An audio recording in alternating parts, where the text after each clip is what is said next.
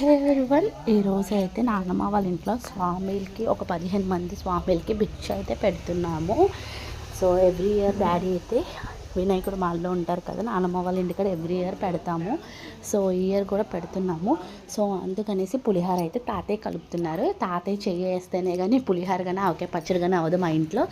So ఒక పెద్ద ప్లేట్లోకి వండుకున్న రైస్ని, పసుపుని, పచ్చి కరివేపాకుని ఒక 3 చెంచాల వరకు నూనె వేసుకొని ఇలా కలిపేసుకున్నారనమాట. సో తర్వాత ఇందులోకి చింతపండు పేస్ట్ అనేది రెడీ చేసి పెట్టుకుంటారు. అది కూడా మేము చెప్తాను ఏమేమి వేస్తారో.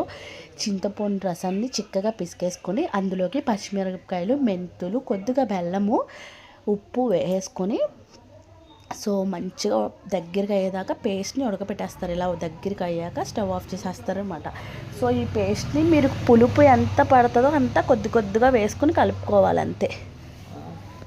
కలిపేసుకొని కొద్దిగా వేసుకొని కలిపేసుకోవాలి. కలిపేసుకున్న తర్వాత ఇందులోకి ఆవ పేస్ట్ కూడా ఫస్ట్ పేస్ట్ చేసుకుని పెట్టుకోవాలి. ఆవాల్ని శనకాల్లో నూరేసుకుని కొద్దిగా నీళ్ళు వేసుకుని నూరేసుకుని ఆ పేస్ట్ కూడా పక్కన పెట్టుకోవాలి. ఇది చల్లారాక అప్పుడు వేసుకోవాలి. తాలింపు వచ్చేసి స్టవ్ ఆన్ చేసి ప్యాన్ పెట్టి ఆయిల్ వేసుకొని ఆవాలు, పచ్చిశనగపప్పు, మినపప్పు, కరివేపాకు, ఎండుమిర్చి, వేరుశనగ గుళ్ళు, ఇంగువ వేసుకున్న ఇది రైస్లో కలిపేసుకోవాలి.